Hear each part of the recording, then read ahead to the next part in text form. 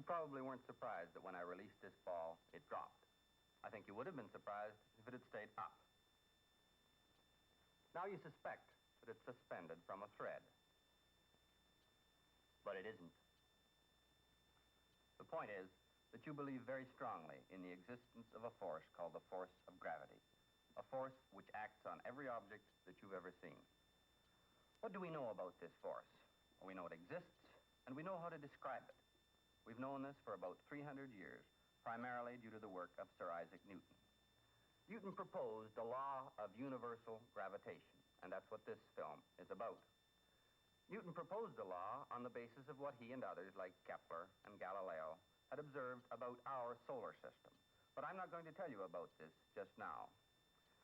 One of the most important things about the law is that it is universal, that it should be applicable anywhere in the universe. Well, you know that our sun is a star, and that there are other stars much like our sun, and they may have planetary systems, and there may be life like ours, or much like ours, on these planets. Dr. Hume and I are going to pretend to be on a planet, Planet X, which is not in our solar system at all. And we are going to tell you on Earth how the law of gravitation was discovered on our planet, Planet X. Take it away, Planet X.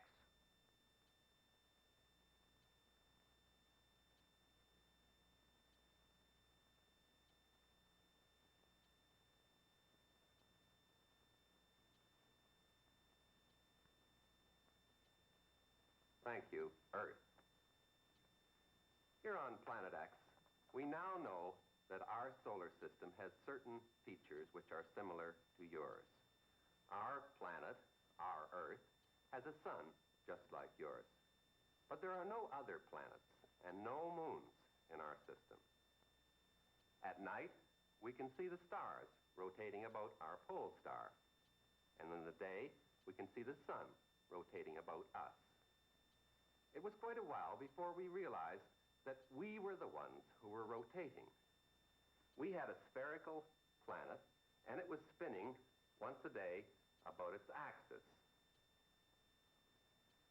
The stars were not moving. We confirmed this notion by swinging a pendulum at the North Pole.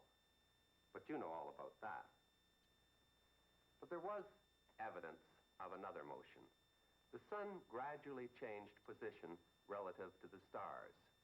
In a year's time, it moved around in a circle until it was back where it started.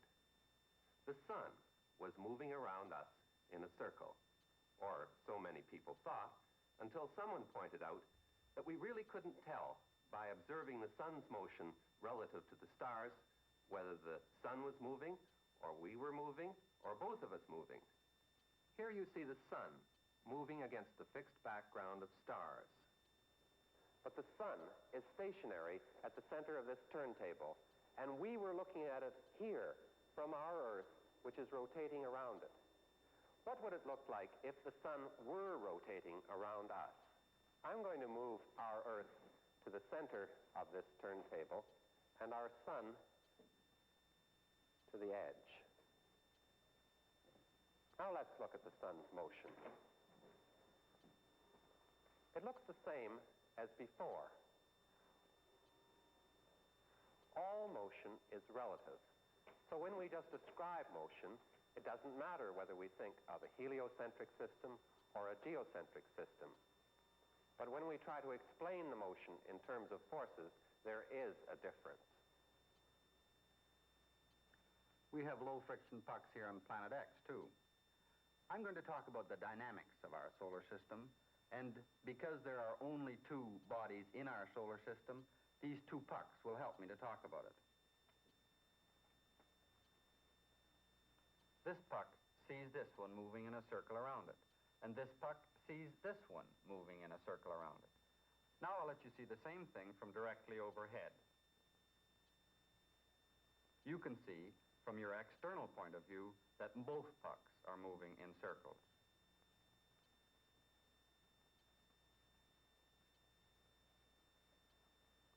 Now I'll do this again with two pucks of different mass.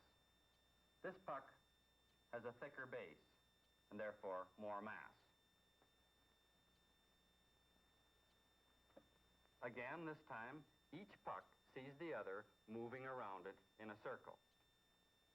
But you see that the puck, which has more mass, is moving in a smaller circle from your external point of view.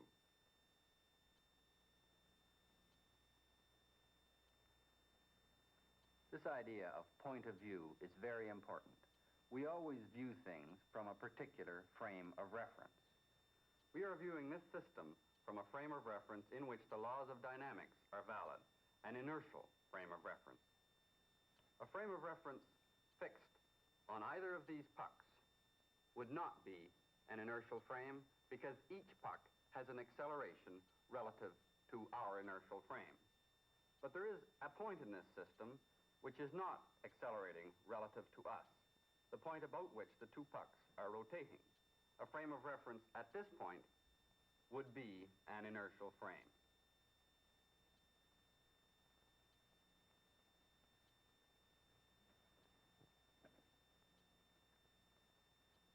Suppose I use an even larger mass ratio.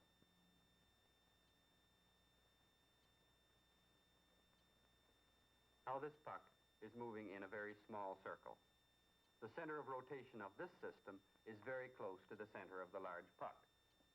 A frame of reference, therefore, that is attached to the large puck is almost an inertial frame of reference. And the more massive this puck is, the closer this is to being an inertial frame. Now you can see what we mean when we say that from a dynamical point of view, it is meaningful to talk about one object as fixed and the other object as rotating around it. Now let's get back to thinking about our Earth and Sun. We on Planet X had to believe that our laws of dynamics were valid anywhere in the universe. But of course, we had to find an inertial frame of reference in which to apply them. The best we could do was to think of a frame of reference in the stars. From the point of view of a frame of reference fixed in the stars, which is moving, our Earth or our Sun? Well, if we know that the Sun is more massive, then we know that it is nearly standing still.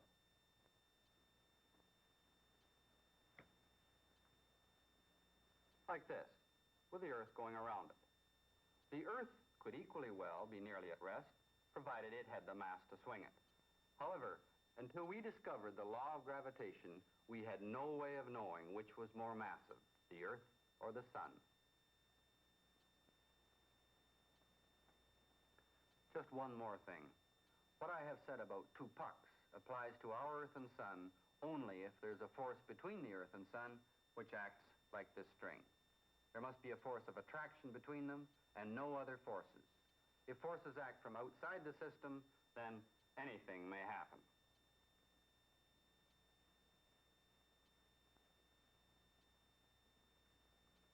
Dr. Ivy has explained that we couldn't understand our solar system until we found out about gravity. So I'm going to go back to the beginning of the story. Everything we drop on Planet X falls with the same acceleration. There is a mysterious force attracting everything in towards the center of our Earth. We invented the word gravity for this force, but of course that doesn't make it any the less mysterious. We felt that gravity might extend into space, even as far as the Sun, and perhaps it too was a falling object. We went as far as working out the acceleration of the Sun relative to the Earth, and it was very different from the acceleration of objects at the Earth's surface. We didn't have any other objects in space to make measurements on, so there the project ceased. We lost interest in gravity until recently, when it became fashionable to think about space travel. Then it was clear that we must explore the space around our planet to see if there was any change in gravity as we went away from the surface. We knew that at the surface, the acceleration due to gravity was always directed towards the center of our Earth and remained roughly constant in magnitude wherever we went. So we thought that as we moved away from the surface, the magnitude might change, but the force would always be directed towards the center. It would be a central force. This would be just the kind of force necessary to hold a satellite in orbit. The satellites we plan to send up were to have a very small mass relative to our Earth. So as far as the dynamics of these satellites is concerned, we could think of them moving in orbits about a fixed Earth. This peg represents our Earth, and we could time the period of the satellite, measure the radius of its orbit, and calculate its acceleration. This acceleration would be due to gravity at this distance from the center, the Earth. And if gravity behaves in the same way as it does at the surface, this acceleration would be the same for any mass of satellite at this distance. So in this way, we hope to measure the strength of the gravitational field of our Earth in space.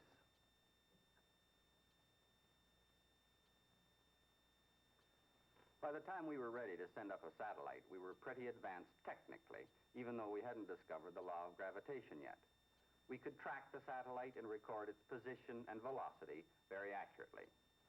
This equipment is designed to demonstrate what the path of the satellite was like. The path will be displayed on this oscilloscope. The central spot represents the Earth. What we did was shoot the satellite straight up high enough so that we were sure our atmosphere wouldn't interfere with its motion. Then we shot it sideways. We didn't know what the force of gravity would be on it at this height. We didn't know if there'd be any force on it, for that matter. We just shot it sideways. If it had kept moving with constant velocity, we would have known that there was no force acting on it.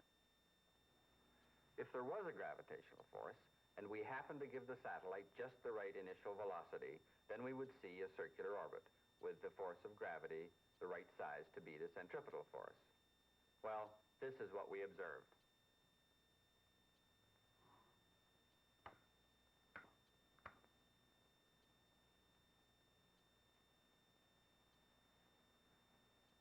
The path was certainly not a circle. However, there must have been some force acting because the satellite did not keep moving with constant velocity. It went into orbit around us.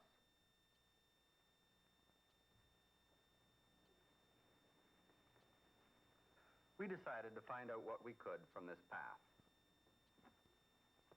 We noticed that although the speed of the satellite kept changing, that it swept out equal areas. Here's the Earth. Here's the satellite at some instant, some time later, and an equal amount of time later. This area is equal to this area. These distances are not the same, but these areas are.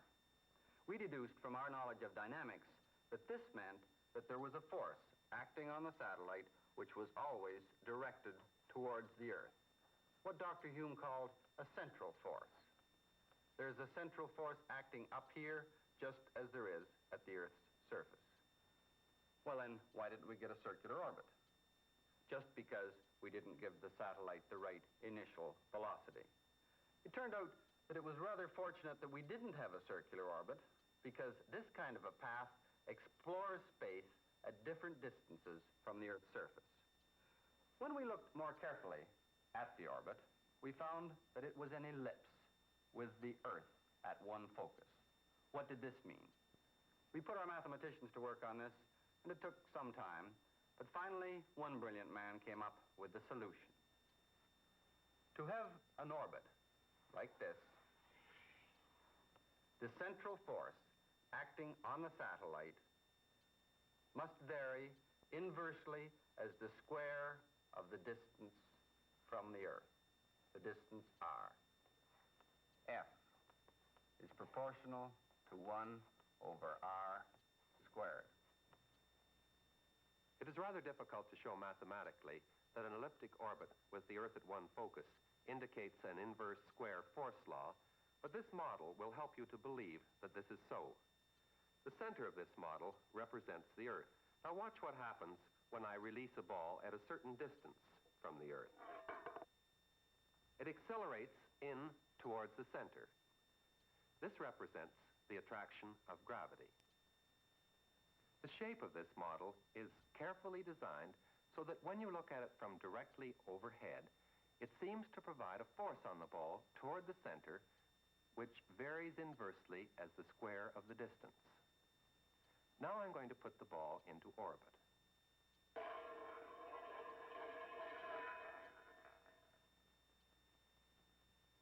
The ball, because of friction, spirals in towards the Earth. This is what happens to a satellite if it is not high enough up in the atmosphere. Now, watch what happens again, only this time in slow motion from overhead.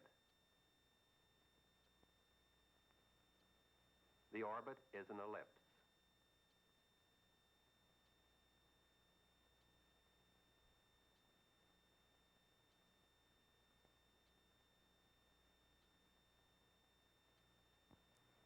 One satellite gave us this information.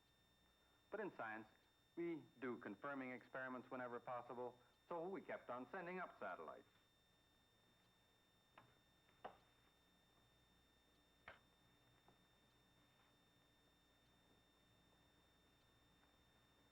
The second satellite was in a different orbit, but it was an ellipse, and again verified the inverse square force law.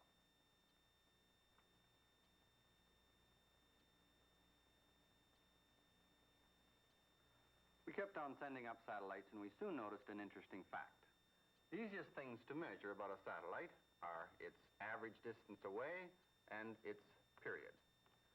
We discovered that the ratio of the average distance cubed to the period squared is a constant. It's the same for all of the satellites that we sent up.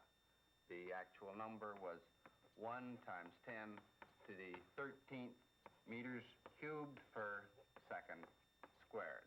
This number does not depend on the mass of the satellite.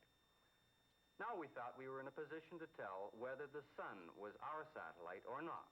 For the sun, we knew the distance away and the period, so we could calculate this ratio. And it came out to be 3.3 times 10 to the 18th meters cubed per second squared. It looks as though the sun is not our satellite. But we weren't really sure that this gravitational force law applied all the way out to the sun.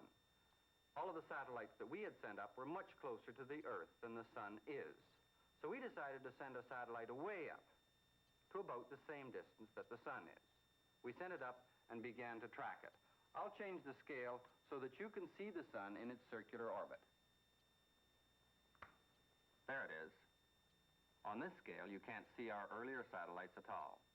Now, here's the one we sent way out. Its orbit really confused us for a while. It didn't move in a simple orbit at all.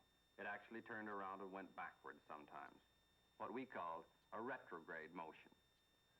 We couldn't make sense out of the motion at all until somebody had an idea to look at the motion from the point of view of the sun rather than the Earth.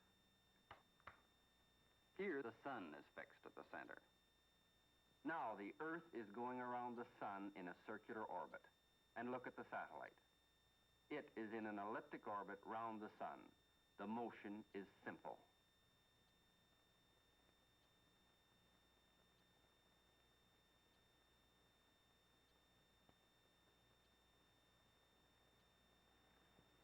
We measured the average distance of this satellite from the sun and its period around the sun, calculated the ratio, r cubed, to t squared, and it came out to be 3.3 times 10 to the 18th meters cubed per second squared. Now look at this. This is the number that we calculated thinking that the sun went around the Earth. It didn't fit this, but it does fit this. It looks as though the Earth goes around the sun.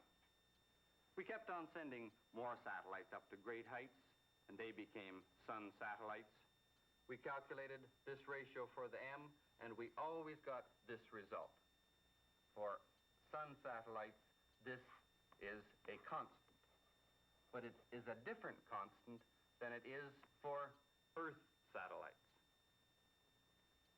We had two systems of satellites, one around the Earth and one around the sun. I'm going to concentrate on the Earth satellites and see what we can learn from this peculiar relationship. Now, the orbits you have seen were ellipses, but this would hold true for circular orbits as well. This is the force required to hold a satellite in a circular orbit, and it must be supplied by the gravitational attraction of the Earth on the satellite. Now, we already know that the gravitational attraction would be inversely proportional to the radius of the orbit squared, and of course, gravitational force is always proportional to the mass of the body acted on.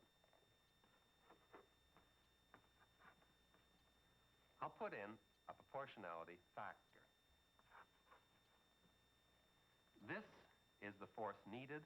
This is the force available. So for a circular orbit to be stable, these two must be equal. Now you'll notice that the mass of the satellite cancels from this equation. A satellite's orbit does not depend at all on its mass. Now I'm going to rewrite this equation. R cubed over T squared is equal to the factor divided by 4 pi squared. This is the ratio that we found was a constant for all the Earth's satellites. So this factor is a constant for all the Earth's satellites. But it is not a universal constant. The factor would be different for the Sun satellites. So this factor must depend on some property of the Earth. But what property? How could we ever find out? Well, we were fortunate here on Planet X in having a man of genius who pointed out that if the Earth exerted a certain size of force on the satellite, then the satellite must exert the same size of force on the Earth.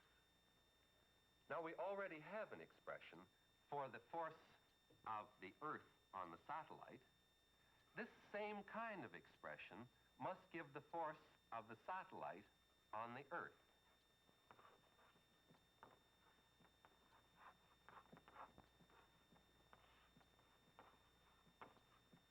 And these two must be equal.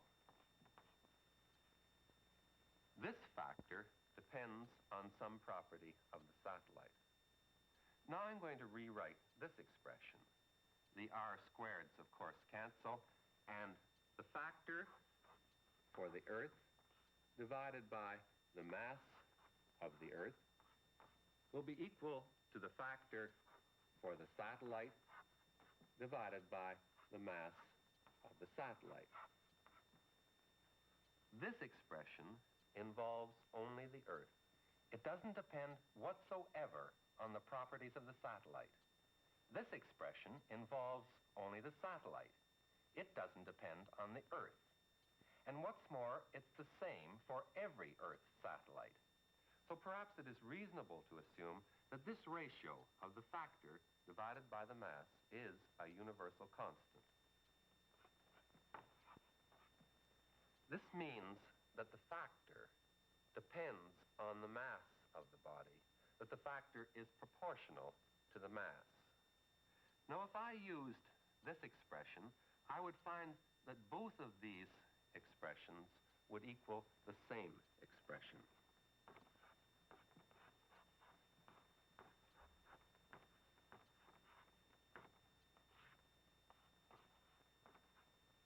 I have found one expression for the force between two bodies, a law of gravitation.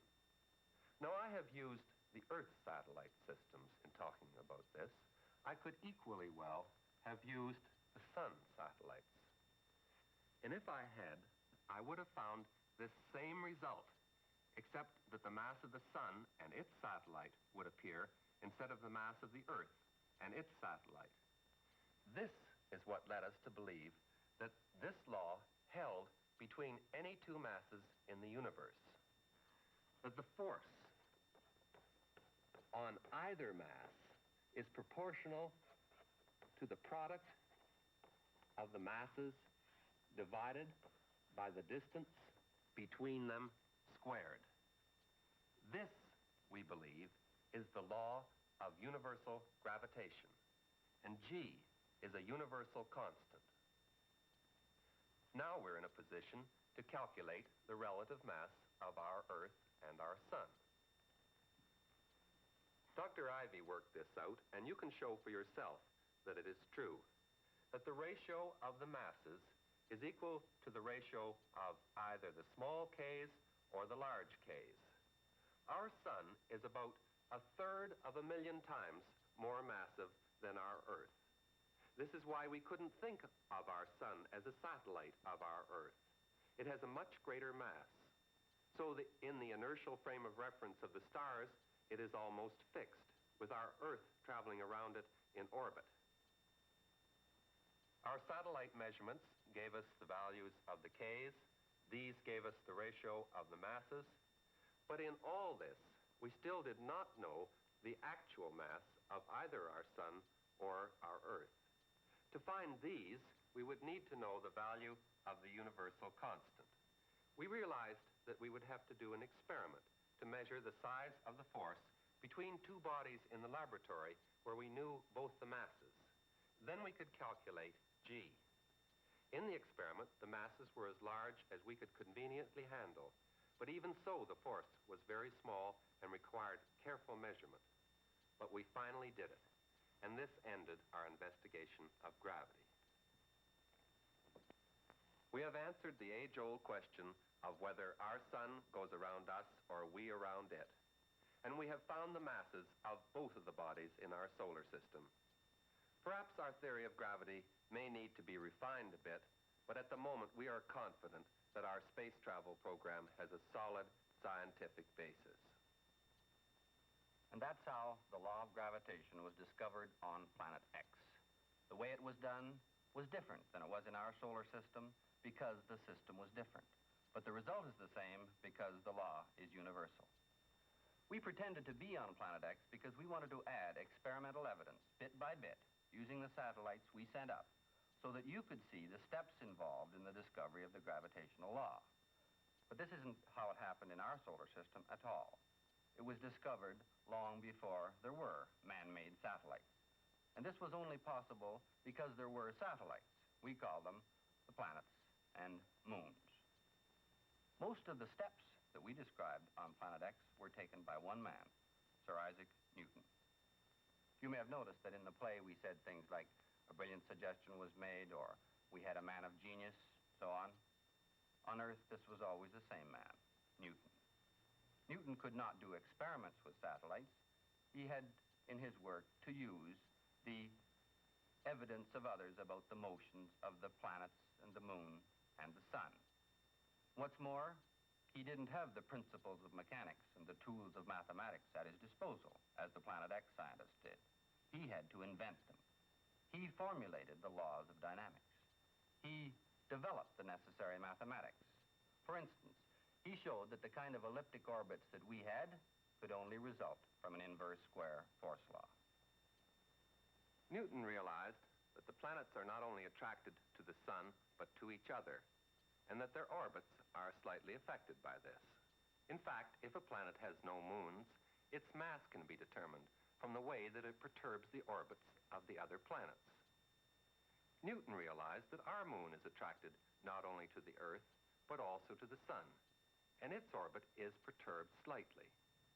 But in our discussion of satellites, we ignored the effect that the sun would have on our Earth satellites and the even smaller effect that the Earth would have on the sun satellites.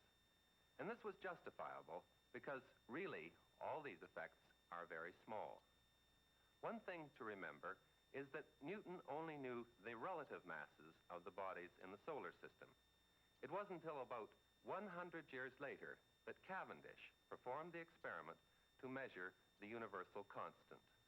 Over the years, the evidence in favor of Newton's law has been so convincing that when it came time for us to think about space travel, the fact that the satellites we launched bore out predictions based on Newton's law wasn't even newsworthy.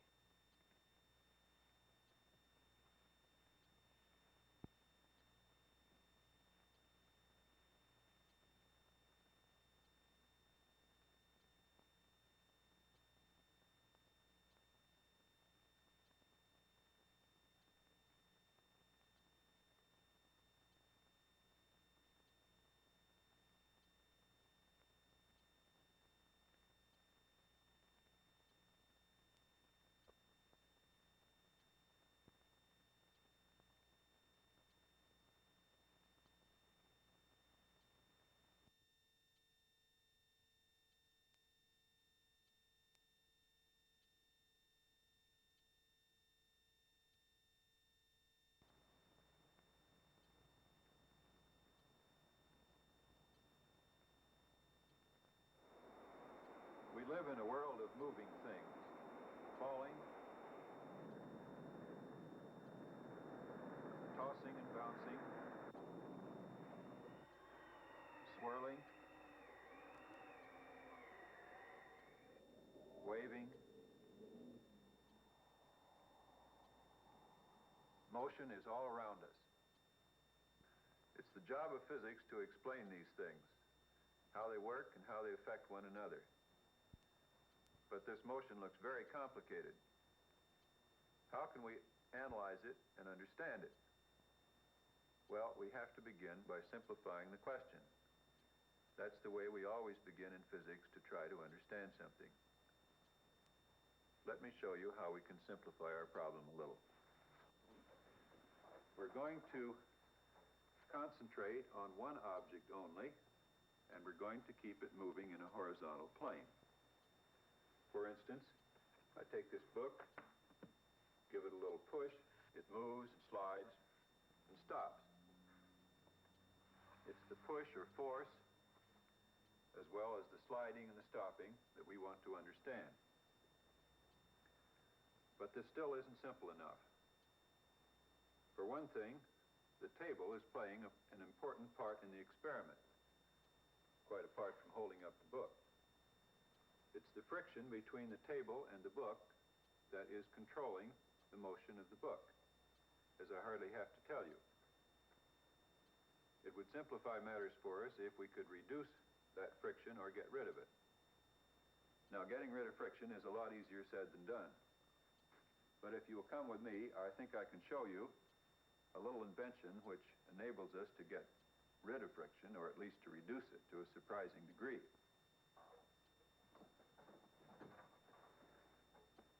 Well, here's the object that's going to take the place of our book.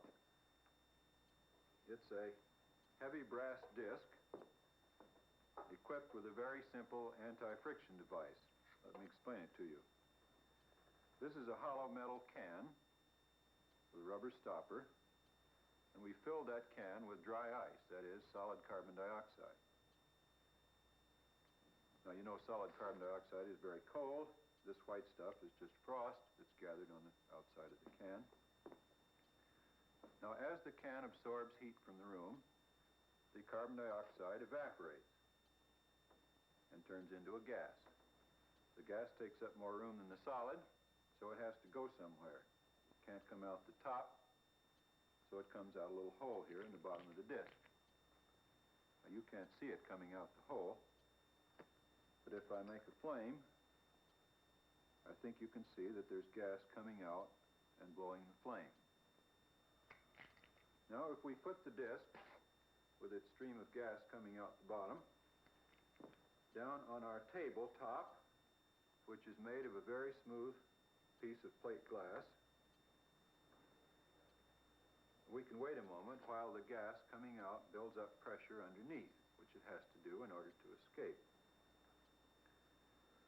By now, the disc is floating on this film of escaping gas. That film is so thin that I'm sure you can't see it from out there. I can scarcely see a space between the disc and the glass myself. But if you'll come and look over my shoulder, I think I can show you that there is a space. By slipping underneath the disc this piece of tinfoil, I took off the chewing gum wrapper. Now we'll slip the tinfoil between the disc and the plate glass top of the table, showing that there is indeed a space, a thin film of gas between the disc and the glass upon which it's resting. The purpose of this is simply to reduce the friction to a point where we won't have to worry about it or measure it in our experiments today. It's fun to play with this thing. Let me show you. I'll give it a little push, just a little one. And there it goes, moving sedately. No sign of slowing up. Come on back. Same thing the other direction. It takes only a very tiny force to start it in motion. Let me show you that. Let's take this soda straw. If I have the endurance here, we'll get the thing moving.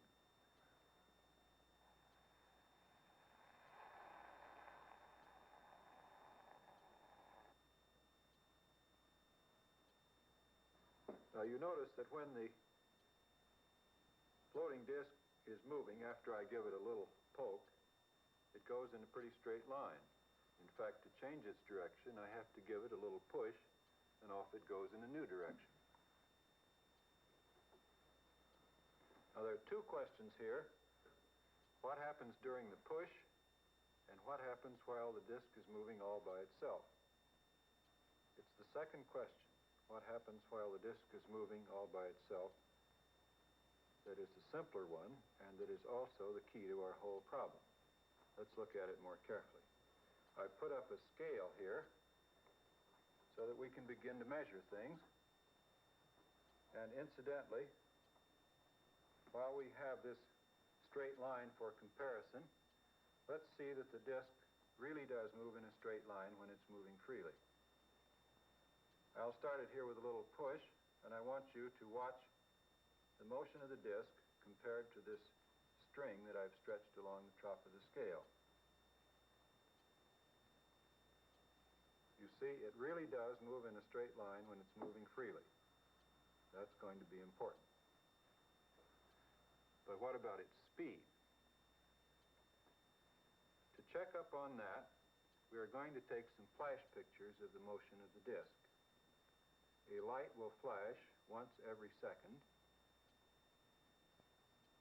and a still camera, which we have back here with its shutter open during the whole run, will record the position of the disk every time the light flashes. Now, to measure the position of the disk with respect to the scale, we need a marker, and I'm going to put one here on the top of our apparatus. Makes it a little easier to see exactly where it is each time. I'll start it here with a small push, as before, and we'll let it run down in front of the scale with the light flashing. And then I'll show you the picture that we get. Here we go.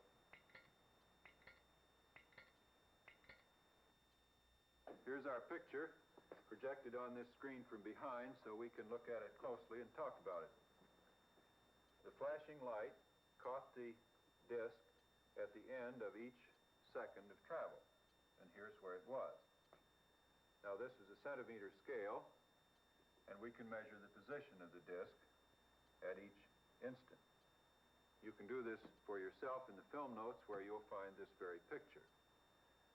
I'm simply going to take a calipers and test to see whether the distances traveled in each second are as nearly equal as they seem. Let's put the calipers up here on this interval. Then the thing traveled in the next second over this much space, and so on. You see, the distances traveled in each second are really pretty nearly the same. In fact, in magnitude, the distance is about 16 centimeters, so that the disk had an average speed of 16 centimeters per second. You may wonder whether this would go on forever if our table were very, very long. Well, of course, we haven't eliminated friction entirely. If we for several minutes over a very long, smooth table, some sign of slowing down would begin to be noticed. It isn't a perfect experiment, in other words, but I think you will agree that it suggests very strongly a conclusion something like this. If a body moves free from disturbing pushes and pulls, it moves in a straight line at constant speed. It is constant if we think of velocity as a vector quantity with direction and magnitude.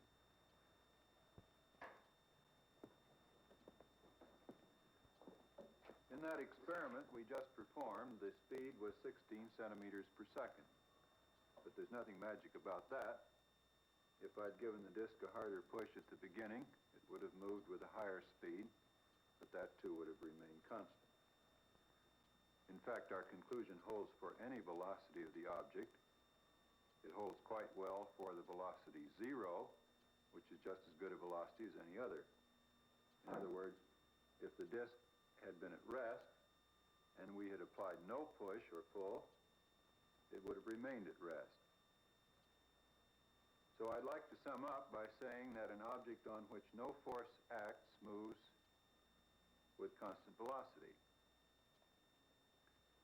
But of course, we've been dealing here only with horizontal forces and horizontal velocities, and you know perfectly well that there is a vertical force acting on this disk, namely the force exerted upward by the carbon dioxide gas, which balances its weight pulling it downward. Those are two perfectly balanced forces, and they haven't come in to affect the motion at all. Remembering that, I'd better sum it up in this way. An object on which no unbalanced force acts moves with constant velocity. Well, how does a body move when an unbalanced force does act on it?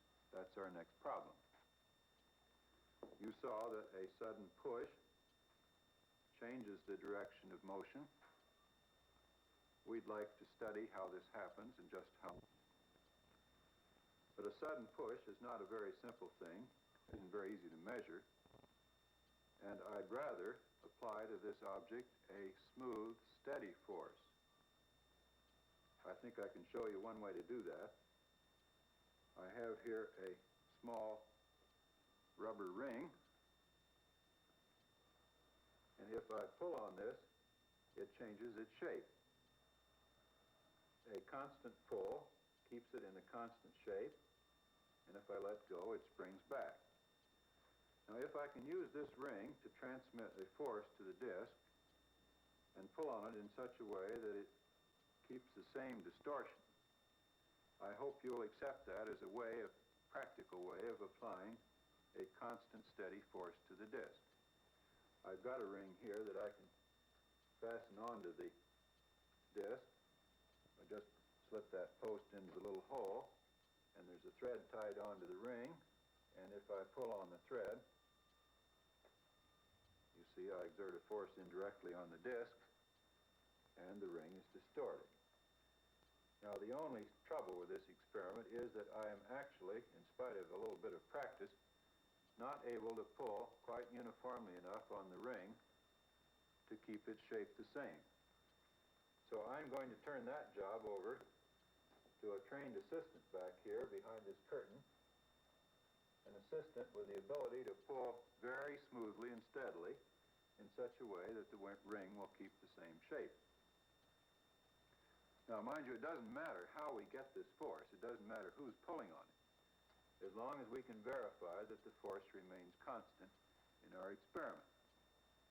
Well, now what's the experiment going to be?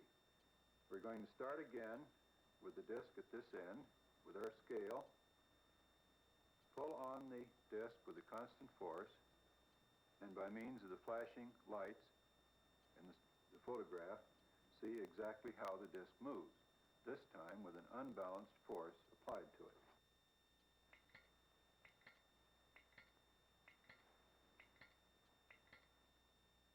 Well, here's our picture. The first thing to do is to check up on my assistant, see if he's doing his job. The rubber ring, you see, was pulled out until it was this wide, and on each of these successive pictures, it is about the same width. So the disk was being pulled by a reasonably constant force. Well, let's see how it was moving. You've already noticed, I think, that in each second of time, the disk moved a little bit farther than it did in the second before.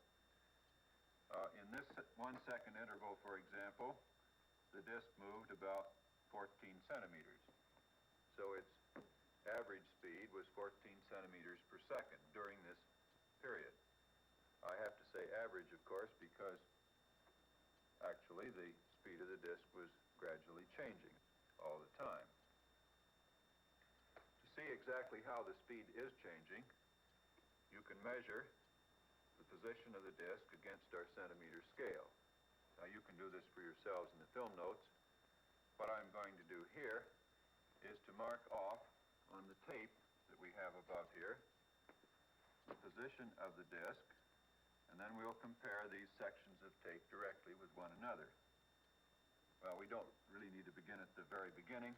Let's start here with this one, when the disk was at this point in time. 1 second later, it was here. A second later, up here. In the next second, it traveled to this point. And finally, the last time our camera caught it, it had moved over to here. Now let's cut up that tape and compare these distances.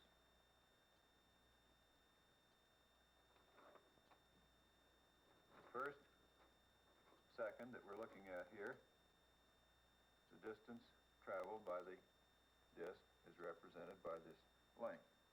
I'm going to put that over here on our board. Its horizontal length is a measure of the average velocity in that particular second of travel. Now let's take the next one. And I'll put it spaced below that in time. Get the ends lined up here. The third one.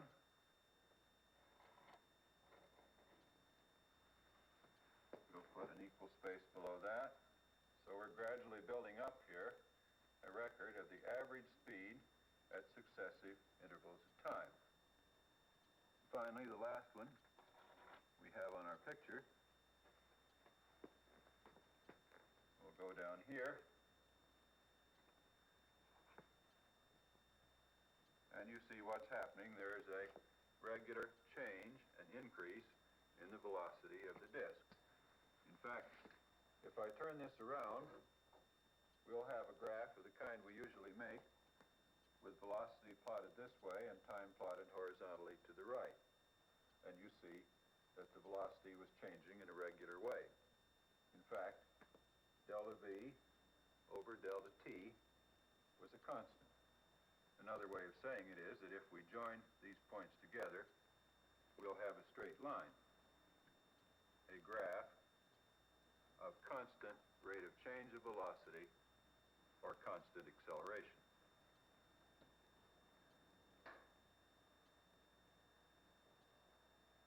Now, how does the strength of the force come into this?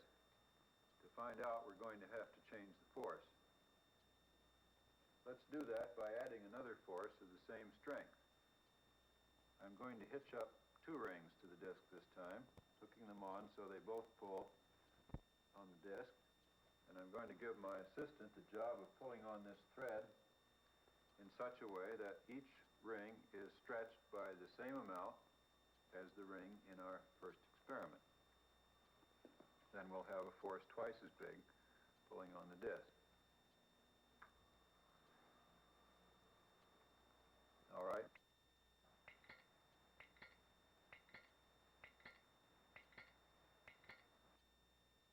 This time our picture shows how the disk moves when 2 forces act on it, each one of them equal to the force that we used in the experiment before, as we can verify by looking at the shape of the rubber rings.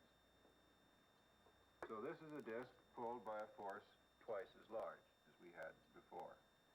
Let's see how it moved. Well, it's pretty obvious that it moved with acceleration. The speed is increasing as time goes on. But the question is, how much? You can measure this for yourself in the film notes by checking the position of the disk against the scale. I'm going to do something simpler than that. I'll just compare the distance traversed by the disk in 1 second with the distance traversed in the next. Now you remember that these distances are a direct measure of the average speed. So let's mark off this distance and compare it with this one. I'll put the mark there.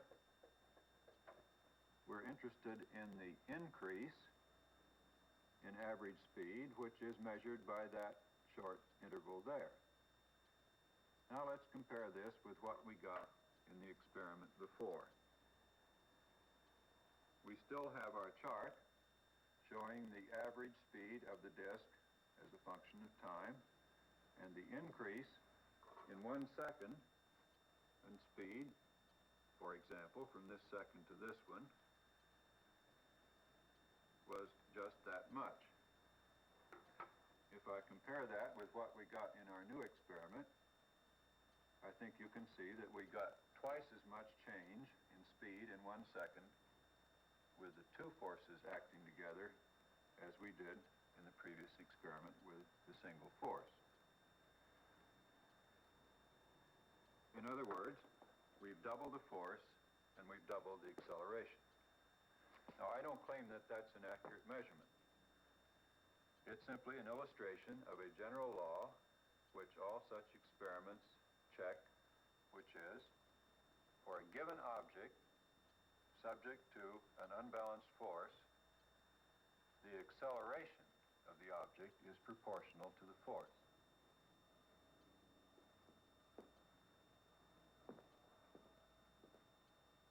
I have one more experiment I'd like to show you involving two forces acting in different directions. We have a setup here with two strings pulling on the disc through the rubber rings, fastened at the same point and making an angle of about 60 degrees with one another.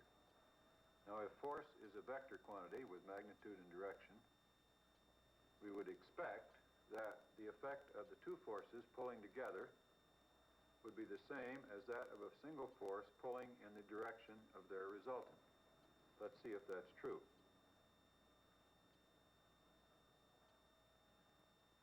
This time I'm not going to make a measurement. We have a picture in the film notes of this motion, and I'll leave that job for you. You measure the angle between the strings, between those two forces, and find their resultant. Now the question is, would that resultant force acting alone on the disc have produced the same acceleration as the one you actually observed? Let's go back now to the office and talk over what we've learned. Before we do, you might like to meet my assistant.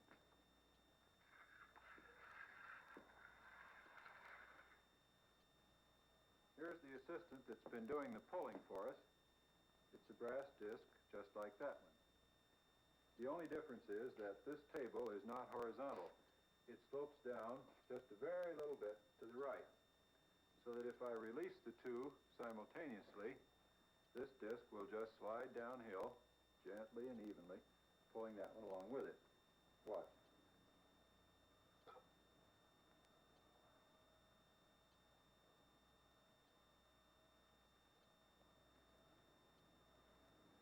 We've been exploring today the connection between force and motion.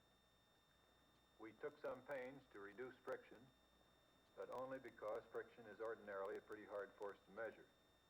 Actually, the ideas we arrived at are perfectly valid for all forces, including the force of friction. Now, what were these ideas? The first one is a very simple one, but a very profound one. It takes a force to change the motion of a body.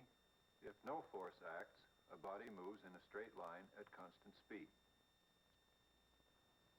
This was first seen clearly by Galileo many years ago. Let me read you something he wrote in a letter in 1613. I'm going to paraphrase it a little bit, but actually he was concerned with just the question we've been looking at today. And therefore, all external impediments removed, a body on a horizontal surface will be indifferent to rest and to movements toward any part of the horizon. And it will maintain itself in that state in which it has once been placed. That is, if placed in a state of rest, it will conserve that. And if placed in movement toward the west, for example, it will maintain itself in that movement. That is perhaps the first written statement of the principle of inertia. Inertia is the name we give to that property of an object which makes it resist a change in its motion. What's the second idea we've come across today?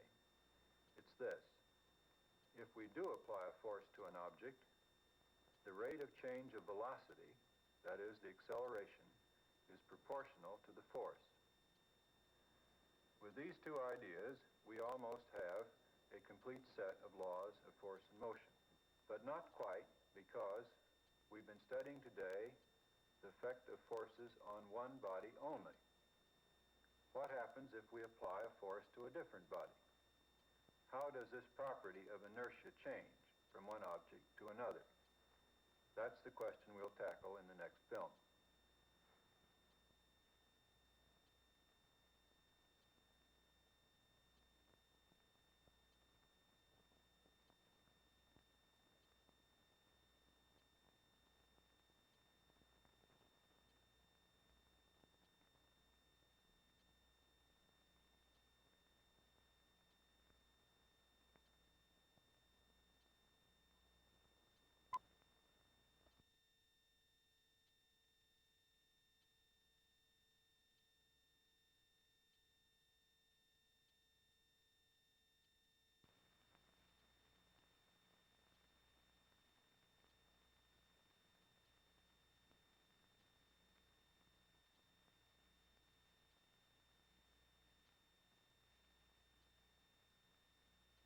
We have studied waves in considerable detail, and we have found that they seem to describe the behavior of light. But in the last film, I showed you an experiment in which light seemed to behave like a particle. We now have two ideas about light, waves and particles. Which is right? Well, in some sense, both ideas are right, and to show you this, I will do an experiment in which the wave properties of light and the particle properties are seen at the same time. Here's our apparatus. It consists of a light source with a slit in front of it. The light comes along here and goes through a hole in this baffle, which is designed to keep out stray light. And then the light strikes this double slit here, which can be moved back and forth by means of this electric motor and this mechanism. And I have this pointer here to keep track of its position. When the pointer moves in this direction, the slit is coming towards me, and when I reverse the motor, the pointer reverses, and the slit moves away. Let me stop it here. Then the light goes along, and if I turn on the light switch, I can look down in here. We can see the interference pattern we're all familiar with. Bright bands where the waves reinforce, alternating with dark bands where they cancel. This is a typical wave phenomenon. From the geometry of this arrangement, we can calculate the wavelength. You've done it yourself in the lab. If I move this double slit, the interference pattern moves.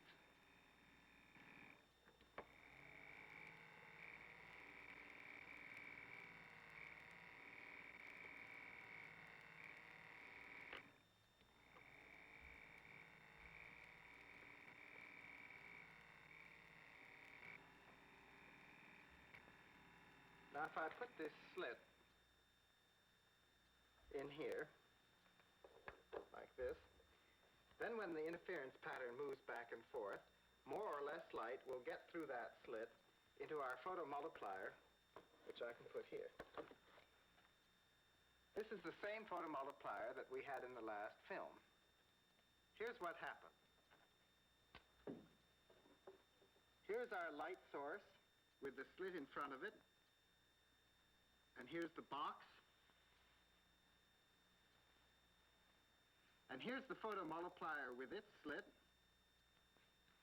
And now I can draw the movable double slit on this plate of glass,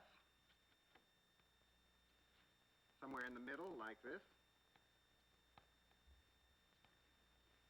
And then light comes along like this and goes through the double slit and forms the interference pattern down here, so that there are dark bands alternating with light bands, something like this.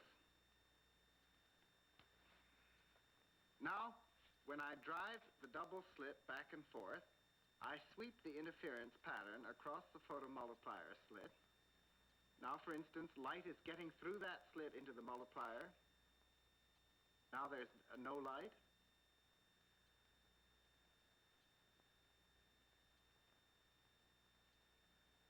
Now there's light, no light, so that we expect that the output of the photomultiplier would consist of maxima and minima when we drive the double slit back and forth. Of course, we could have moved the photomultiplier or the light source, but it was more convenient to move the double slit back and forth. Now let's see it happen. I'll connect the output of the photomultiplier to this meter.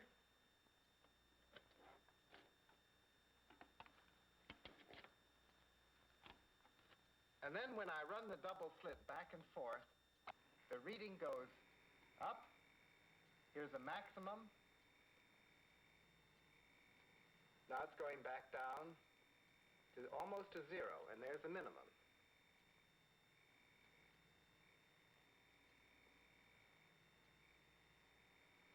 And let me leave it on a maximum. Now, if we're to see the effect of photons, we have to use dim light, as before. And the first thing I must do is to cover this apparatus to keep out stray light.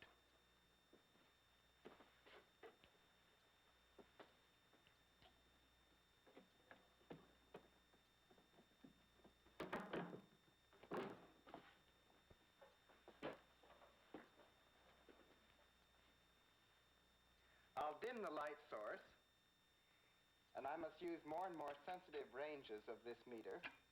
And now the current coming out of the photomultiplier is about 10 to the minus 9th amperes. Let's remember that number. We can put the output of the photomultiplier on the cathode ray oscilloscope.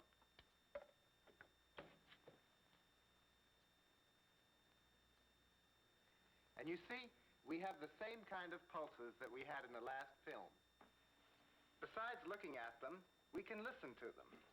I can use this amplifier and this loudspeaker.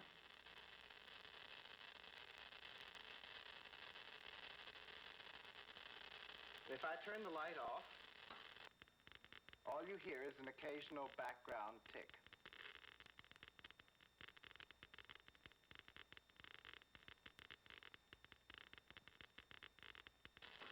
Now let me move the double slit back and forth. And you can keep track of its position by looking at that pointer. Now you remember that we left the slit at a maximum of the interference pattern. In fact, it was the central maximum of the interference pattern that you saw a moment ago. Now I'll start the motor. And you notice there are fewer pulses. The sound is coming down. Here's a minimum. Now it's coming up again. This is the first maximum, a minimum, and the second maximum is lost in the background. Now I'll reverse the motor. We'll go back through the pattern.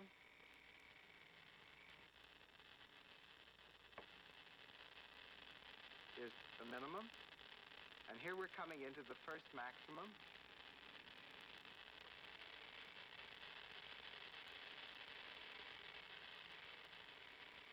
Another minimum. And here's our central maximum. We're going on past. The pointer is in the middle. Here's the first maximum on the other side.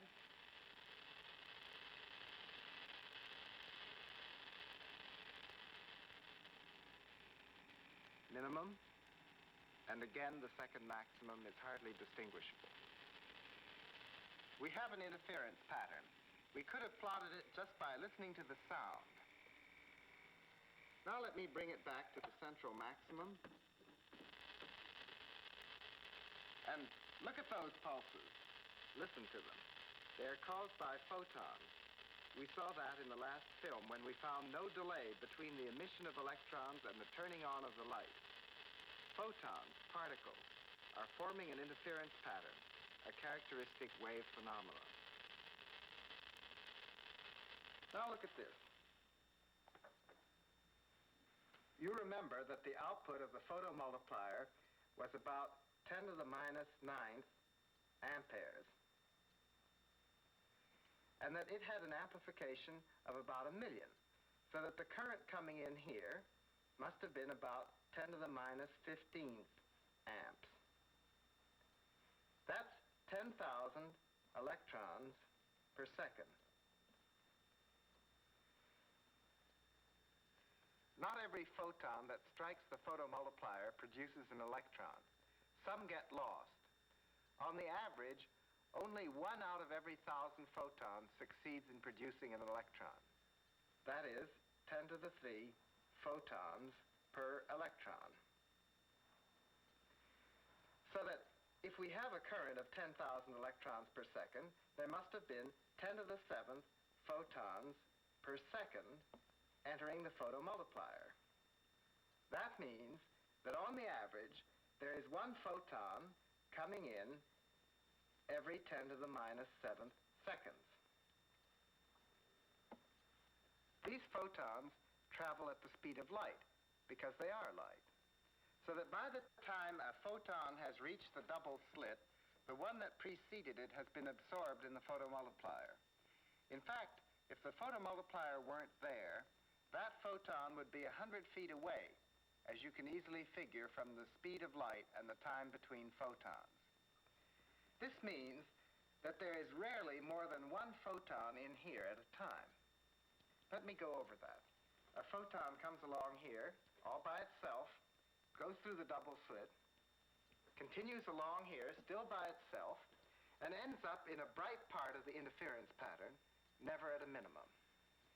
Now, this may seem strange to you, but it's the way light behaves. What can we say about it? Well, here are some waves, and you can see them. And here's a particle. It's tangible. But can you see the waviness of light? Can you handle a single photon? No. We observe the behavior of light and compare it with models.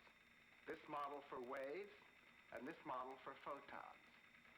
But neither model is capable of describing the behavior of light accurately by itself.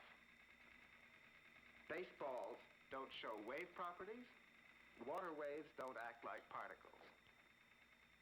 Nothing that we've discussed acts like particles and waves at the same time. But light can and does. All the experiments that have been performed show it. How do we interpret these results? Well, where there's a maximum of intensity in the interference pattern on a wave theory, we are most likely to find photons. Where there's a minimum, we find none. With this description of light, we are able to predict its behavior, and for the moment, that means we understand it.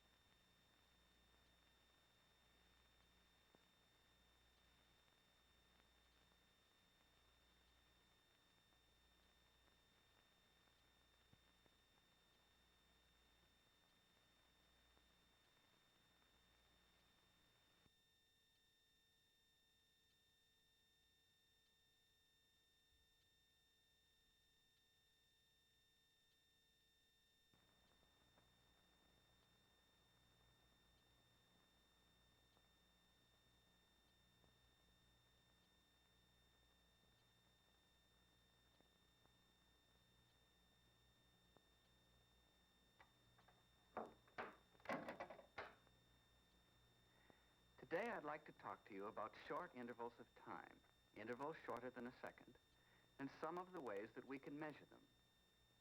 Now, there are a number of ways of getting into this subject, but today I'd like to take one specific event, something that we're all fairly familiar with, and something that we think of as happening fairly quickly, and see how accurately we can time it.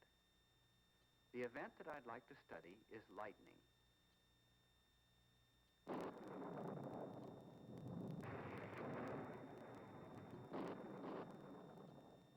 The average lightning flash lasts for about a half a second, and it appears to the eye to flicker a little bit. If you were very fast, you could probably measure the total duration of the flash with a stopwatch. But let me ask you this. Does the flash start from the cloud and go down to the ground, or does it start from the ground and go up to the cloud? And that flickering, what's causing that? Is it because one single stroke is varying in brightness, or because there are a number of strokes, one coming right after the other? You probably don't know the answer to these questions, because the eye just doesn't respond to many things that happen very quickly. But in physics, very often we have to know what happens in very short intervals of time. Intervals as short as a millionth of a second. So we have to develop special techniques for studying them. The first technique I'd like to talk about today is a photographic technique. About 100 years ago, photographers were making still pictures of lightning by time exposure. Most of the pictures, as you would expect, came out looking like this. But then a picture was taken by this same method, which came out looking something like this. At first, some thought a strong wind had blown the lightning sideways. Then they began to experiment a little, and they found that pictures like these always resulted when the camera was knocked sideways when the lightning struck. In order to understand what this picture of lightning shows, we must first realize the significance of the fact that the film was moving sideways while the picture was being taken. To make this clear, let's do an experiment. When I push this switch, the battery causes the pen in this recorder to move and mark this piece of paper. I'll start it. The mark shows that I have closed the switch, but it doesn't show for how long. And if I close and open the switch more than once, I cannot determine the number of times that I've done it from this record. But by doing one simple thing, by making the paper move, I can put much more information on the record. The length of the mark is now a measure of the time I closed the switch, and it is immediately obvious how many times I've done this.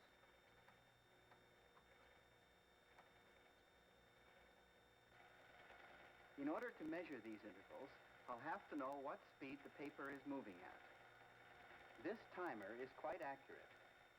I'll hook it up to the same switch so that it starts and stops along with the pen.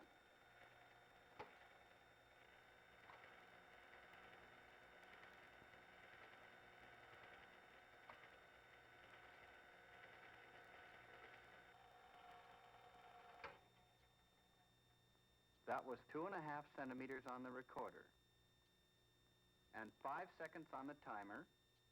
So when the paper runs at this speed, 2.5 centimeters, about an inch, equals 5 seconds. Now I trust this timer for a number of reasons.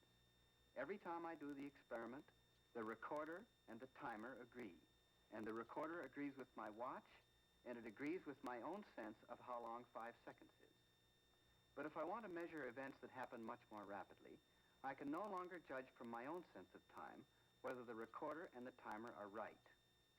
All I can do is speed up the recorder by a known amount. When the paper moves 25 times faster, 1 centimeter should correspond to 0.08 of a second.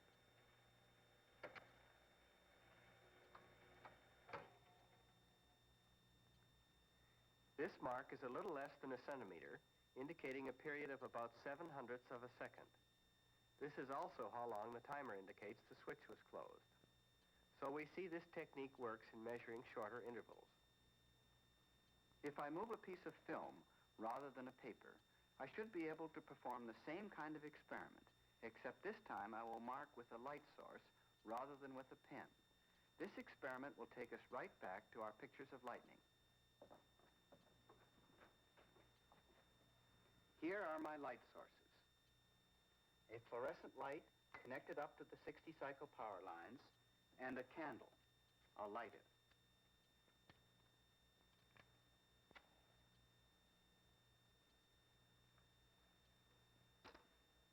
If we take a still picture of these two, we get something like this, very much as the eye sees it. Now I'll take a picture with the camera moving. The camera is mounted on this phonograph turntable. With all this weight on it, the table will turn at a little less than 30 revolutions a minute. The circumference of the table is 60 inches, so when the motor is running, the film and the camera will turn in this direction at a speed of 1 inch in a 30th of a second. I'll press the shutter when the camera is pointing in this direction. The picture will be taken, and the shutter will close when the camera is over here.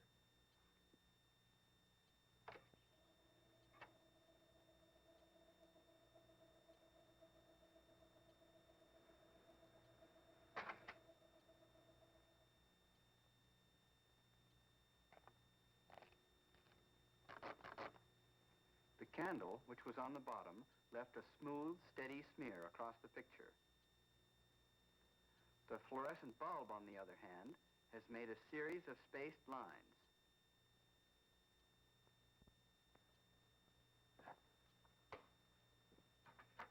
Now, if I measure these lines, I can tell that in a 30th of a second, the time it takes the film to move a little less than an inch, the light goes on 4 separate times.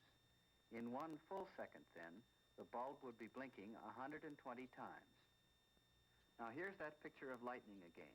This is no longer an enlargement, but is the size of the original negative. In the camera that took this picture, the film was moved in this direction at a speed of about 2 inches per second. If a stroke of lightning were a single flash, this stroke would make a solid blur across the film, the way the candle did. But this picture looks much more like the one of the fluorescent bulb. In this flash, it looks like there were 22 separate strokes. If we measure, for example, the distance between the 4th and the 5th stroke, we find that it's a 1/16 of an inch. The film moves 2 inches a second, so we know these strokes occurred 1/32 of a second apart. In a sense, this sort of picture is a graph in which time is plotted as a distance. But for all we know, each one of these strokes may consist of many more strokes. The most obvious way to look for more detail is to move the film faster. Now, there are many types of cameras which do this. One of them is in operation at the New Mexico Institute of Mining and Technology at Socorro, New Mexico. This camera moves the film past the lens at a speed of 12 inches per second.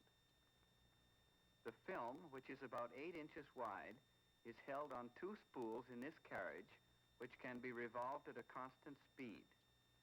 The film comes off one spool, is held flat behind this plate, and goes onto the other spool. After each exposure, a new segment of film can be advanced behind the lens by turning the spools. If you held a pencil against the film at the point where the lens is, it would draw a circle on the film as it turned. For the same reason, exposures taken through the lens come out as circular pictures.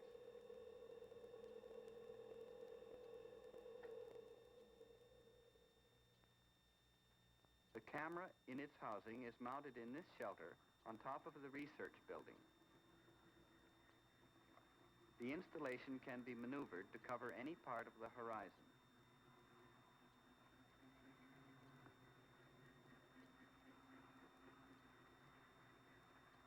The camera on the right is the so-called slow-speed camera, which tracks back and forth at 2 inches per second.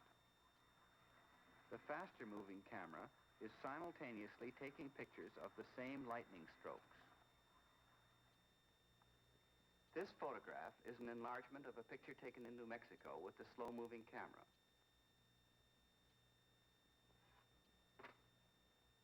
This is a picture of the same stroke of lightning taken with a faster-moving camera.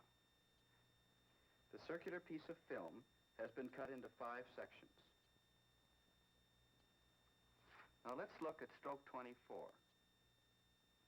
On this slow-moving film, it appears as a single flash.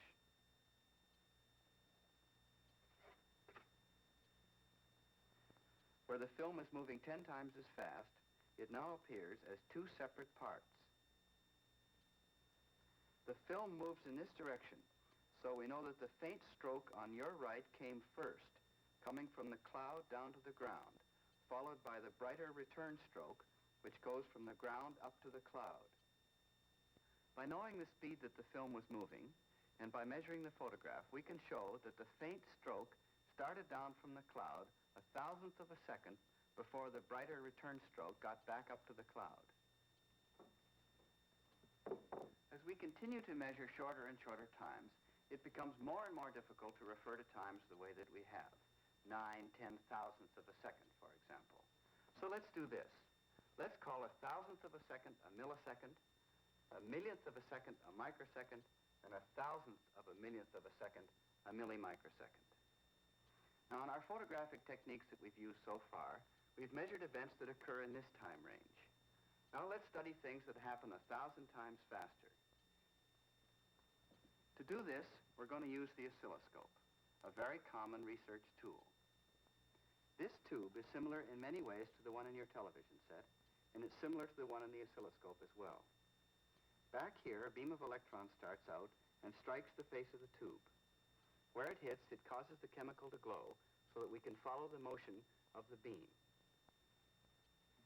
If I connect the positive lead of the battery to this terminal, the beam moves over to your right. If I connect the positive lead over on the left-hand side, the beam moves to the left. On top, moves up. And on the bottom, moves down.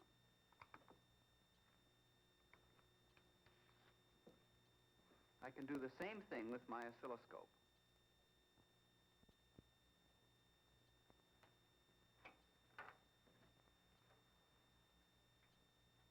Up, down, left, right. We're going to use the oscilloscope to measure short time intervals. In our camera experiment, we moved the film and we kept the light source still. In the oscilloscope, we have to do it the other way around. We keep the film, this screen, still, and we move the light source, the beam of electrons. I need to make the spot move at a known uniform speed across the tube face. This movement is called the sweep because the spot sweeps uniformly across the screen. I can vary the sweep from once every 50 seconds all the way to once every 10 microseconds. At faster sweeps, it looks just like a line. Now I'll set the sweep for 1 second and do the same sort of experiment we did with the pen recorder. Instead of a switch, I will use a flashlight shining on this photocell. When I block the light to the photocell, I do the same sort of thing as opening and closing a switch. This causes the oscilloscope beam to move up and down. The length of the deflection is a measure of the length of time my hand was in front of the photocell. If I move my hand in front of this twice very quickly, we can see immediately that two separate events occurred. Now, to show you how the oscilloscope can measure very rapid events, I will try interrupting the light thousands of times faster. I'm going to use this motor and gear. The gear has 140 teeth and turns at 60 revolutions a second. I'll position the photocell so that the light passing through the small hole falls on it. When the wheel turns, the teeth momentarily block off the light, as you can see on the scope. Now I'll start the motor and adjust the sweep speed so that the beam crosses the grid once every millisecond. Now I'll count the number of interruptions. From here to here is 1, 2, 3, 4, 5, 6, 7, 8, and about a fifth. That's 8.2 interruptions in a millisecond, or 8,200 per second.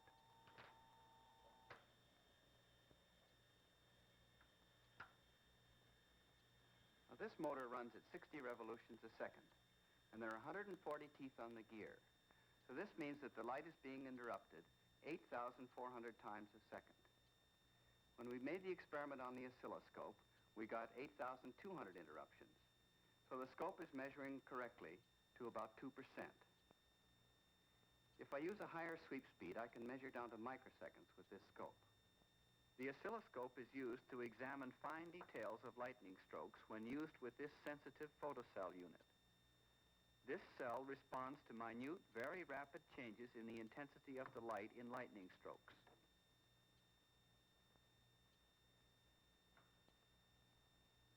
The photocell is here mounted at the top of this observation tower at the New Mexico Institute.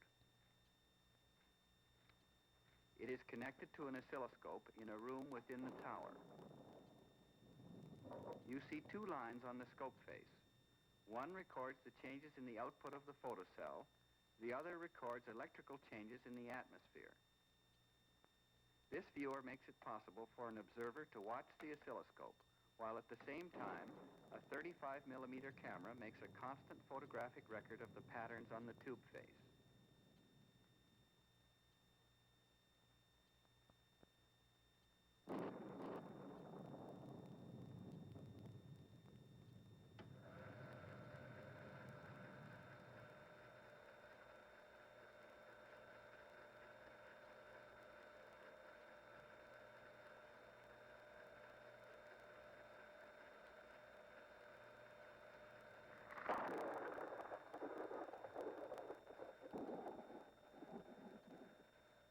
The photographic records of the oscilloscope patterns are cataloged and studied in detail.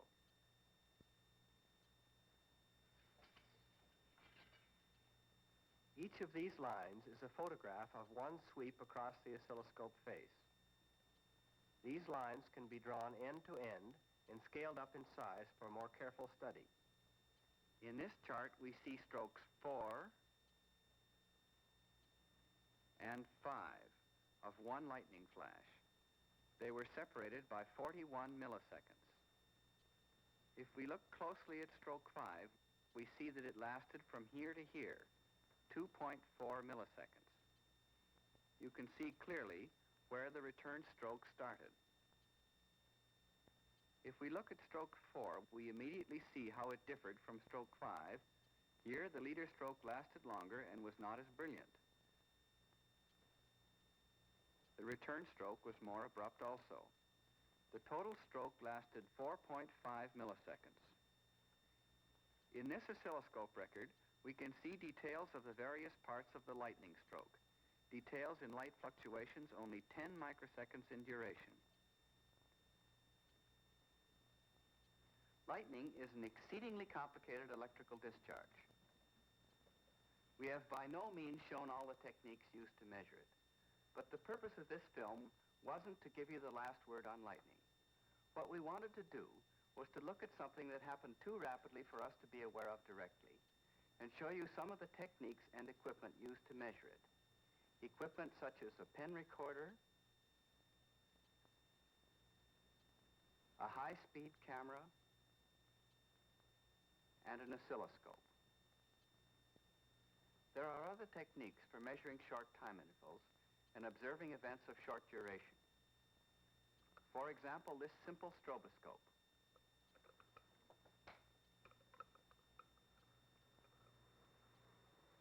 With this sort of tool, you can take a long, careful look at recurring events like the turning of a fan blade.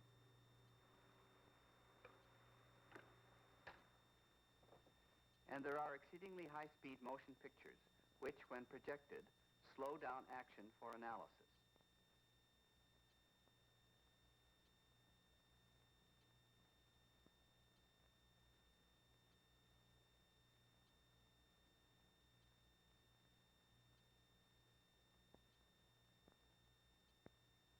There is one thing that all these techniques share in common. They all extend our awareness of the world around us past the limitation of our senses.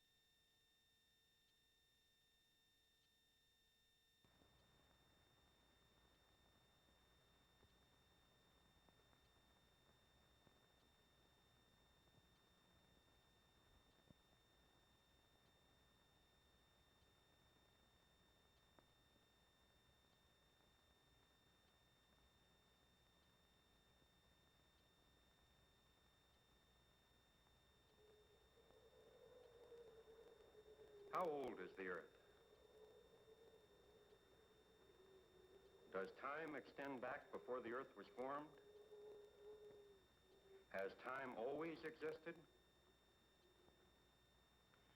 Not so long ago, Bishop Ussher, an English clergyman, thought that he had determined on the basis of biblical data that the Earth is about 6,000 years old. However, when we look at the Earth on the basis of knowledge we have gained since then, we can readily believe that it is much older than that. It's not hard to imagine, for instance, that it has taken a very long time for the Colorado River to cut a path in the Earth a mile deep.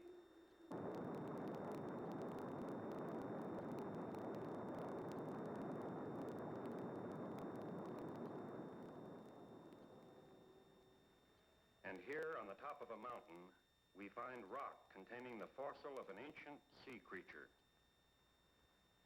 How many years has it taken for the Earth to change so much that an ocean floor has become a mountaintop?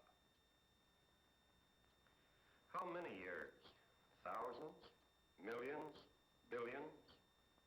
In order to find out, we are going to have to measure the extremely long intervals of time over which these events took place. Now, when we want to measure time, we usually think of a clock.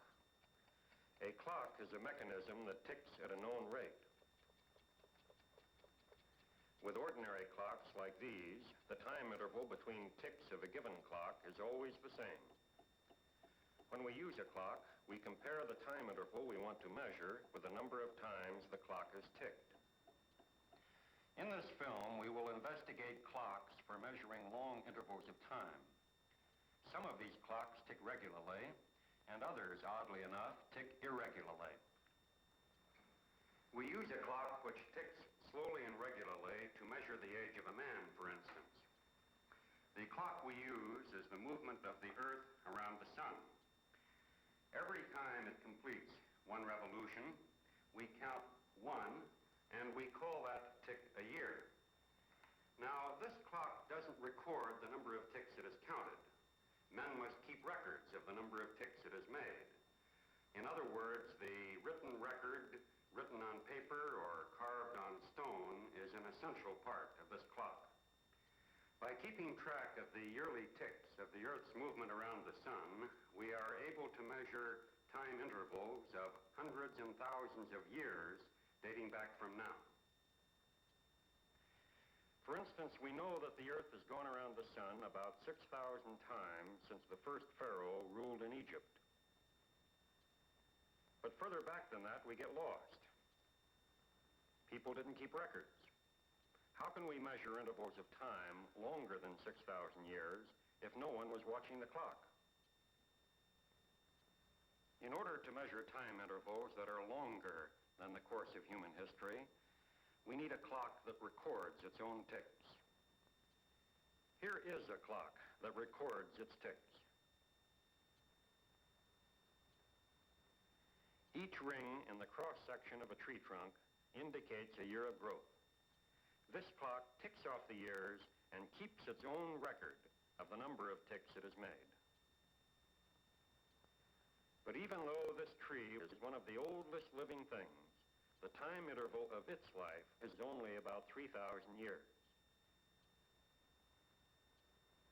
Since we want to measure longer time intervals than that, we need a clock that ticks over longer periods of time, but, like the tree, counts its own ticks.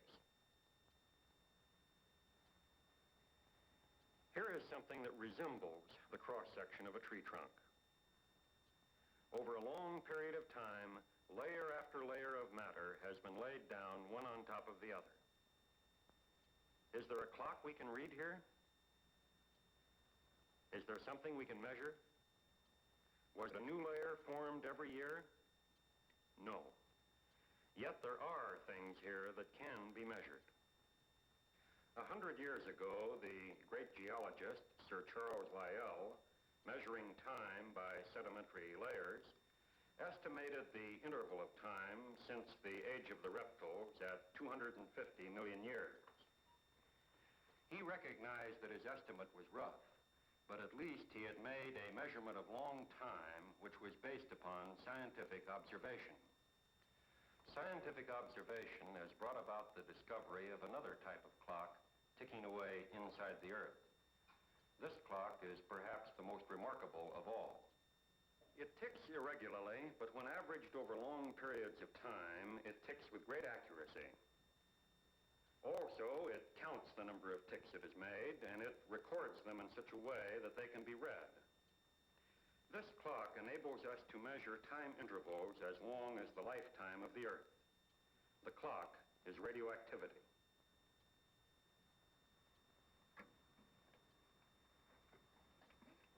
This material is pitchblende, which is a natural uranium oxide. Uranium is one of several radioactive elements which are found in rocks and minerals. We can demonstrate that it is radioactive by placing it in this counter.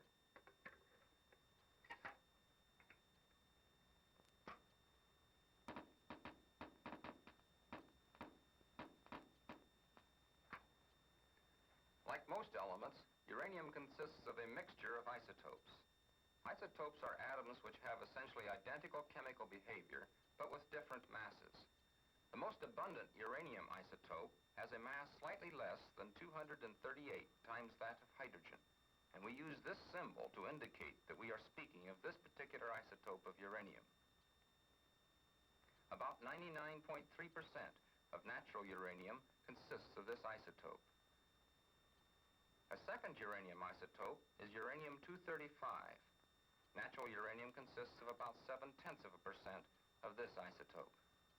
Now, both of these isotopes of uranium are unstable. That is, they are radioactive.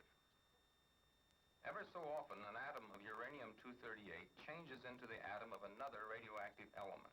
This new atom changes into the atom of a third radioactive element, which in turn changes into another, and so forth. Such a sequence of radioactive atoms is called a decay chain. Now, not all radioactive atoms are members of a decay chain, but it has been shown that uranium-238 is the first atom of a decay chain which ends with the stable product lead-206.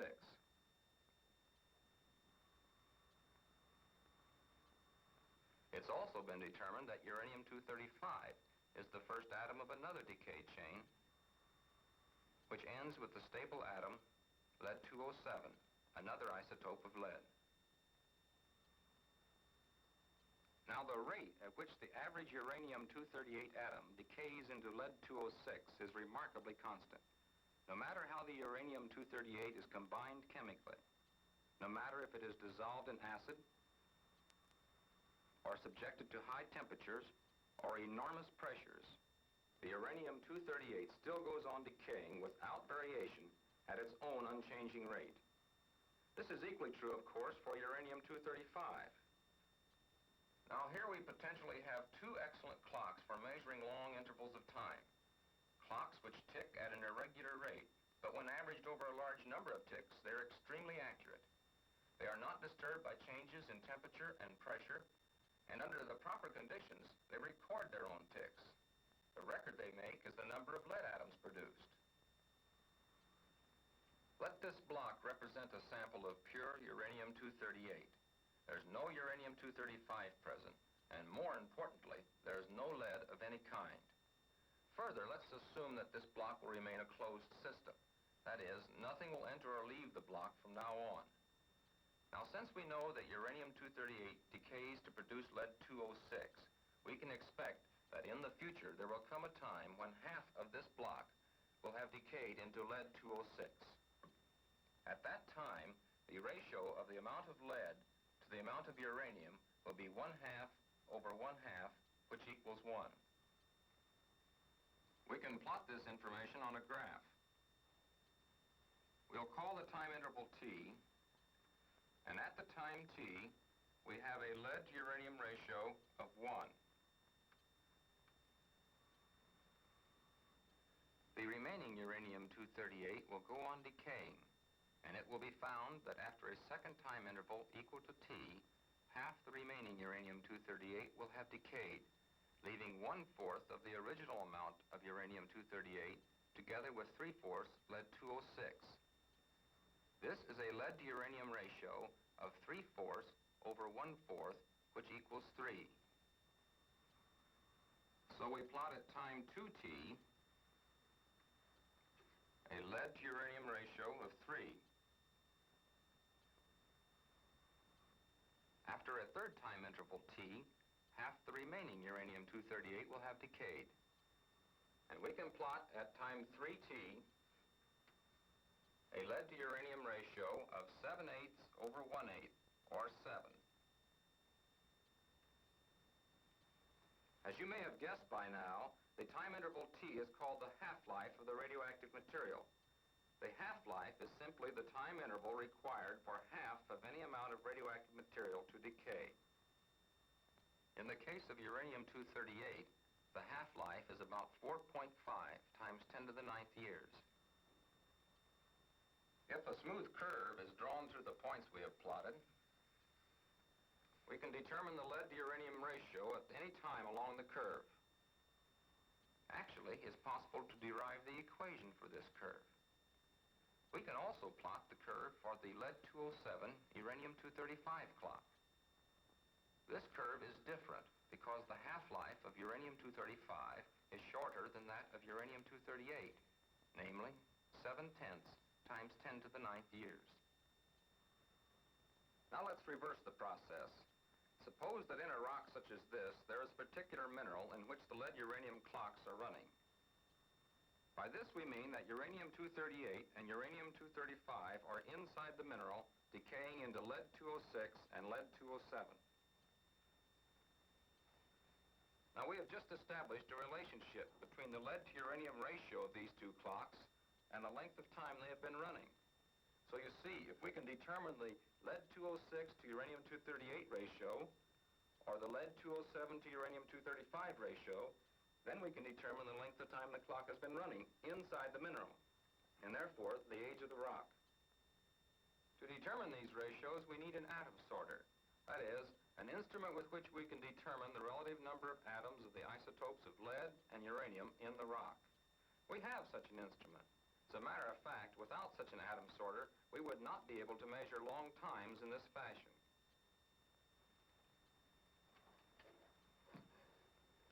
A particular mineral which is useful for measuring long time by the lead-uranium clocks is called zircon. Zircons are chemically stable, and therefore, like our model, tend to remain closed systems. That is, almost nothing enters or leaves them. Also, when they were made, zircons contained very little lead. Therefore, any lead we find in them today is almost entirely the product of radioactive decay. Zircons are found in several types of rock.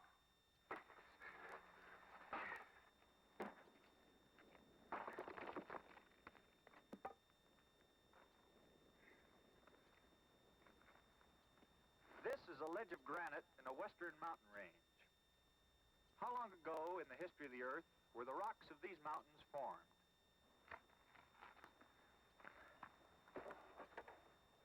The granite is composed of crystals formed when hot liquid rock cooled within the Earth's crust.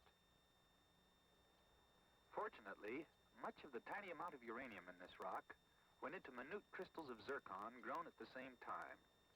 If we can determine the age of the uranium clock at work in these zircon crystals, we can learn how old the granite is.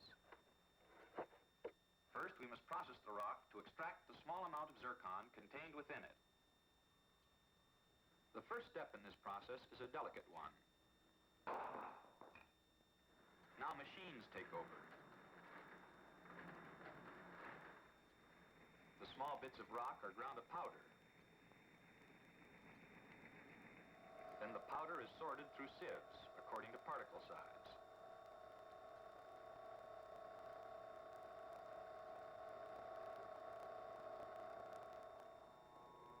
This machine separates the powdered minerals magnetically. The separation of the sample is continued with the use of a special heavy liquid, which weighs 3 times as much as an equal volume of water. When the powder is mixed with the liquid, the lower density mineral particles float, and the higher density minerals sink. Zircon is heavier than most minerals, and will be concentrated at the bottom of the flask.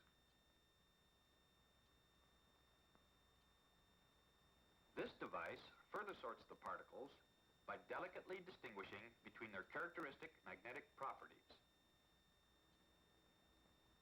Zircon is less magnetic than most minerals. Now the particles are finely sorted under a microscope. Purity of the zircon sample is necessary for successful reading of the clocks of radioactivity. We have separated less than a fraction of an ounce of zircon from 50 pounds of granite. We can now examine the uranium-lead clocks working inside the zircons. To do this, the zircons must be broken down chemically to extract the uranium and lead. The chemical breakdown takes place in this specially designed lead-free laboratory. The quantities of uranium and lead which we must isolate are minute. It is important that the laboratory in which we read our radioactive clocks be entirely lead-free and uranium-free, except for the samples we bring in. We don't want to confuse the lead and uranium in our clocks with any not belonging to the sample we are investigating.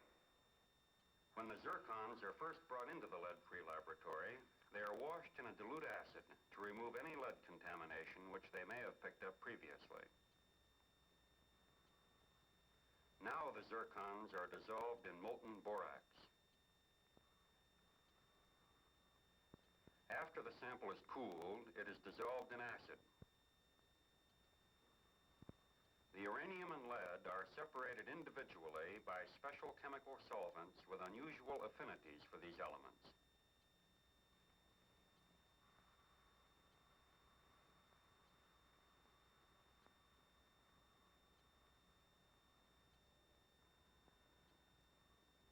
Hydrogen sulfide is bubbled through a solution containing the lead. A precipitate of lead sulfide is obtained.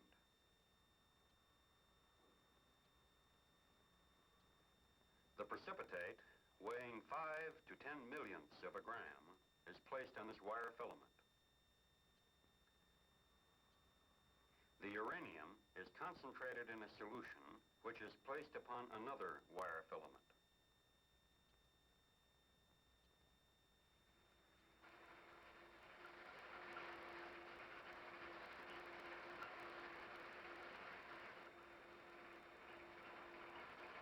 This instrument is our atom sorter. It's called a mass spectrometer. By placing the wire filaments loaded with the samples of lead and uranium inside it one at a time, we can determine from this record of the operation of the mass spectrometer the amounts of the various isotopes of lead and the amount of uranium contained in the sample.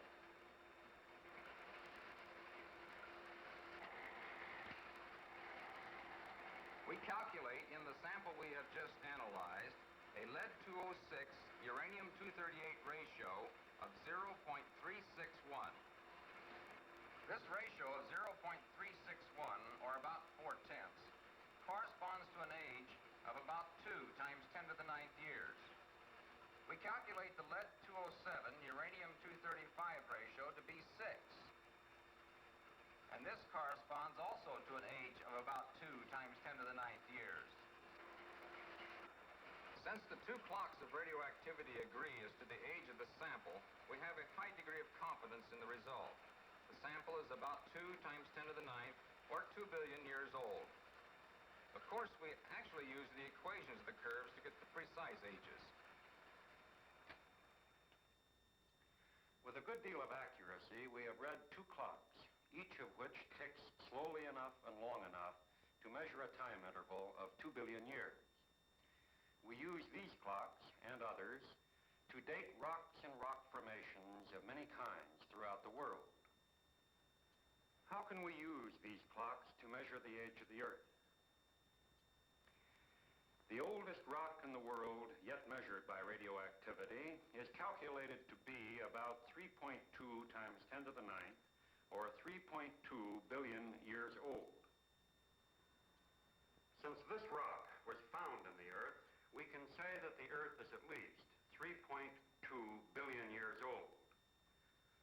Thus, we have a minimum limit for the age of the Earth. find some indication for a maximum limit for the age of the Earth. It so happens that we can. By making special calculations on the relative abundances of U-235 and U-238, which were present when the elements were formed, and comparing that ratio with their present relative abundances, we can arrive at an outside limit of the age of the Earth of 10 times 10 to the 9th years, or 10 billion years. We can say then that the age of the Earth lies between 3.2 times 10 to the 9th years, the age of the oldest known rock, and 10 times 10 to the 9th years. We could be much more definite about the date if we knew what the isotopic composition of lead was when the Earth was formed. We could then calculate how long it would have taken for the original lead to have been transformed by the decay of uranium and thorium into modern lead. But unfortunately, when the Earth was formed, no one was around to measure the isotopic composition of lead. Can we measure it now? There is a theory that some meteorites, which come from outside the Earth, contain lead which today has the same isotopic composition as the lead that existed when the Earth was formed. This lead has been isolated from several meteorites and measured on a mass spectrometer. Starting with lead of this isotopic composition, it is possible to calculate how long it has taken the decaying uranium and thorium to change the isotopic composition of the Earth's original lead, such as that found in this meteorite, to that which we find in the oceans and rocks today. The result of this calculation is 4.5 times 10 to the 9th years. And so we say that the time interval since the formation of meteorites and the Earth is 4.5 times 10 to the 9th, or 4.5 billion years. We have actually been able to obtain the same number using several other radioactive clocks on meteorites, so we are quite confident in the result. How about still longer intervals of time? How about the age of the elements from which the Earth was formed? Here we have a figure which is more than a guess, about 6 billion years. How about the age of the universe? No figure yet. Indeed, it may not even have an age. What about the nature of time? We know that we can measure time from very short intervals or short ticks to the slow ticks of billions of years. But we are not as expert when it comes to explaining just what time is. Like many concepts which seem commonplace and simple, the concept of time is both subtle and complex. Indeed, we have a great deal to learn about the nature of time.